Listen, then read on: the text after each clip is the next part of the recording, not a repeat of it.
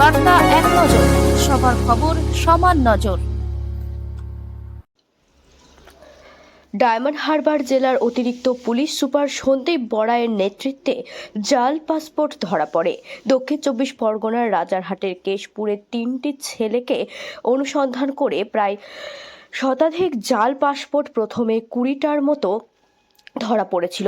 উত্তর 24 পরগনার এক ব্যক্তিকে অনুসন্ধান করে এই জাল পাসপোর্ট ধরা পড়ে। সেই নিয়ে আজ জোকার ডায়মন্ড হারবার জেলা পুলিশ অফিসে বক্তব্য রেখেছেন। ডায়মন্ড হারবার জেলার অতিরিক্ত পুলিশ সুপার সাংবাদিক বৈঠক করেন। কি আলোচনা করা হলো? ডায়মন্ড হারবার থেকে অরুণ লোধের রিপোর্ট, বার্তা এক নজর। একটা কমপ্লেন আছে যে কিছু ব্যক্তি যারা আছে, গোলাম মোস্তফা, রামিরুদ্দিন শেখ, আফ্রিদি শেখ, এরা প্রত্যেকের বাড়ি রাজারহাট, মোল্লাপাড়া, সিরাকল। এরা কি করেছে, কিছু লোকজনের কাছ থেকে তাদেরকে নিউজিল্যান্ডে চাকরি পাইয়ে দেওয়ার নাম করে তাদের কাছ থেকে পাসপোর্টগুলোকে নিয়ে রাখে এবং সাথে সাথে প্রত্যেকের কাছ থেকে তারা কিছু লাখ টাকা, অনেক টাকা তাদের কাছ থেকে নেয়।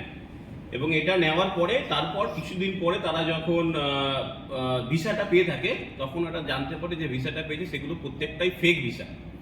তো আমরা এই কমপ্লেনের ভিত্তিতে আমরা একটা উস্তি থানায় কেস রেজিস্টার করি অ্যাপ্রোপ্রিয়েট সেকশন অফ বিএনএস, তার সাথে সাথে ইমিগ্রেশন অ্যাক্ট এবং পাসপোর্ট অ্যাক্টের অধীনে।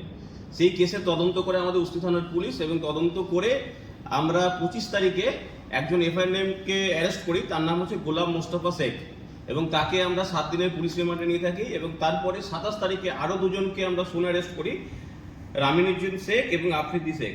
তো এদেরকে আমরা জিজ্ঞাসাবাদ করি এবং জিজ্ঞাসাবাদ করার পরে আমরা এনাদের কাছ থেকে প্রচুর পরিমাণে পাসপোর্ট, যারা সাধারণ মানুষেরকে জালিয়াতি করে, সাধারণ মানুষের সাথে প্রতারণা করে পাসপোর্টগুলো রেখে দিয়েছিল এবং তাদের সাথে টাকা পয়সা ওর প্রচুর তাদের কাছ থেকে নিয়েছে, সেগুলো আমরা রিকভার করি। এবং তার সাথে সাথে আমরা এই রামিজউদ্দিন শেখ আর আফ্রিদি শেখের বাড়িতে দুটো গাড়ি, 4 হুইলার গাড়ি রিকভার করি। সেই গাড়ির বনেটের মধ্যেও আমরা অনেকগুলো পাসপোর্ট পাই। এবং তারপরে আমরা গোলাম মোস্তফা শেখ ওনার বাড়িতেও যাই এবং ওনার বাড়ি থেকেও আমরা অনেক পাসপোর্ট রিকভার করি। তো পুরো ঘটনাটা তদন্ত করছি। তদন্ত করে আমরা জানতে পারি যে আরও কিছু লোক আছে যারা রাজারহাট, মোল্লাপাড়া, উস্তি থানাতে আছে, যেমন কালাম উদ্দিন শেখ, কবির উদ্দিন শেখ, মুর্শিদ শেখ। এরা এই চক্রের সাথে যুক্ত এবং পুরো একটা র্যাকেট এরা চালাচ্ছে, যেখানে সাধারণ মানুষকে প্রতারণা করছে ভুয়ো পাসপোর্ট, ভুয়ো ভিসা সেটাকে দিয়ে। কতগুলি পাসপোর্ট রিকভারি এই যে কেসটাতে এখনো পর্যন্ত আমরা প্রায় 22টার মতো পাসপোর্ট রিকভারি করেছি টোটাল। এবং তাছাড়া পুরনো একটা আমাদের কেস হয়েছে সেম মোডাস অপারেন্ডি, সেম কেসে, সেখানে 100টার উপরে পাসপোর্ট। যে পাসপোর্টগুলো আছে এগুলো কি ওনাদের বৈধ পাসপোর্ট না অবৈধ তৈরি করা? এই পাসপোর্টগুলো বৈধ পাসপোর্ট, বিভিন্ন লোকের বৈধ পাসপোর্ট, সেইগুলোকে নিয়ে রেখে দিয়েছেন এবং নিয়ে রেখে দিয়ে তাদের কাছ থেকে টাকা আদায় করেছেন। কিন্তু যে ভিসাটা এনারা প্রদান করছেন সেই ভিসাটা ফেক ভিসা। যে টাকাটা নেওয়া হয়েছে, আমরা পুরো ঘটনাটা তদন্ত করছি এবং এটা ফাইন্যান্সিয়াল ইনভেস্টিগেশন করছি। পুরোটা ইনভেস্টিগেশন হবে এবং টোটাল অ্যামাউন্ট এখনো পর্যন্ত আমরা ক্যালকুলেট করছি। প্রত্যেকের কাছ থেকে প্রায় পার হেড 2 থেকে 3 লাখ টাকা করে নিয়েছে এই ভিসা দেওয়ার নাম করে। তাহলে মূলত যে স্থানীয় আছে, কিছু বাইরেও আছে, সমস্ত রকমের লোকজন আছে।